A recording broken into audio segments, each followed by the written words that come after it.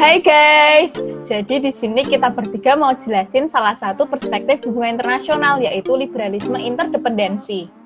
Nah, kemarin kami bertiga udah bikin question box di Instagram dan sudah dapat banyak sekali pertanyaan dari teman-teman sekalian. Tanpa berlama-lama lagi, kita masuk ke pertanyaan pertama.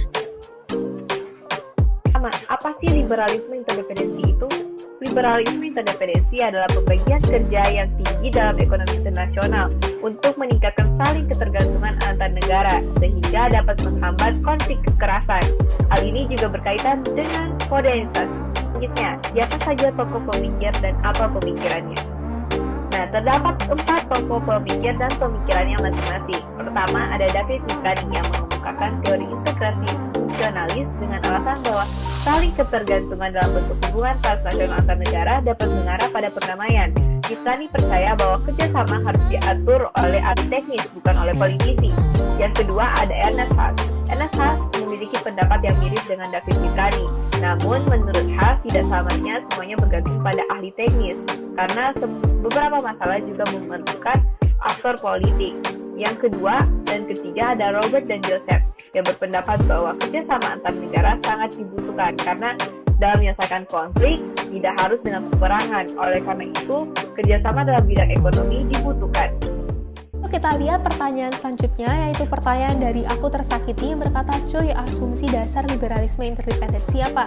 Nah, ada 2 asumsi dasar dari liberalisme interdependensi. Yang pertama, adalah negara tidak lagi menjadi aktor utama yang mengatur segala hal, namun jadi kayak multi aktor gitu, dimana juga peran-peran aktor dan negara yang ikut mempengaruhi dunia secara keseluruhan.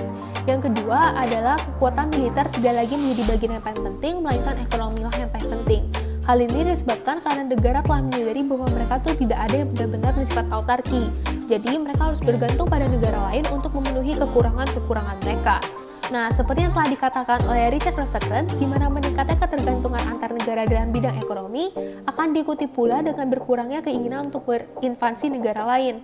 Hal ini disebabkan karena mereka telah menyadari bahwa cost of war-nya itu akan jadi lebih besar karena mereka harus juga mempertimbangkan biaya yang mereka harus keluarkan apabila mereka memutuskan hubungan perdagangan ataupun hubungan bekerjasama. Nah, itu merupakan 2 asumsi dasar dari liberalisme interdependensi. Pertanyaan berikutnya ini ada dari @renaya B. Kak, apa sih inti dari semua pendapat para ahli liberalisme interdependensi? Jadi intinya itu bahwa semua negara mulai meninggalkan kekuatan militer dan juga penjajahan. Mereka beralih ke kerjasama antar negara yang menciptakan ketergantungan antar negara dalam bentuk perdagangan antar negara untuk meningkatkan ekonomi di masing-masing negara. Nah, setelah itu ini itu memimpin ke arah perdamaian dan juga meningkatkan integrasi politik. Pertanyaan berikutnya ini ada dari @Nikita Michels. Kak, apa sih konsep kunci dari liberalisme interdependensi? Tolong jelasin secara detail. Jadi konsep fungsinya itu namanya complex interdependence. Nah, dia itu dibuat sama Kelvin dan Nick Jr. Nah, isinya itu mengenai negara-negara yang mulai meninggalkan konsep realis yang menggunakan cara penjajahan dan juga kekuatan militer. Mereka beralih ke kerjasama antar negara yang menciptakan ketergantungan antar negara dalam bentuk perdagangan antar negara. Dan di dalamnya itu terdapat banyak aktor antar bangsa yang berbeda-beda. Nah, gitu guys.